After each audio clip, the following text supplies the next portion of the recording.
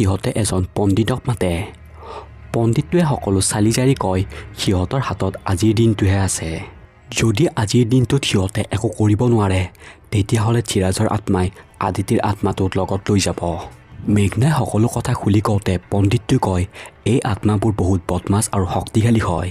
এনেকুৱা আত্মাই মৰাৰ আগতে এনেকুৱা বেয়া তান্ত্ৰিকৰ লগত চুক্তি কৰে য'ত তান্ত্ৰিকজনে তাৰ প্ৰতিশোধ লোৱাত সহায় কৰে কেনেকৈ প্ৰতিশোধ ল'ব লাগে, আৰু এই চুক্তি অনুসৰি মানুহজনৰ মৰাৰ পিছত হাড়টো লাগে বুলি কয়।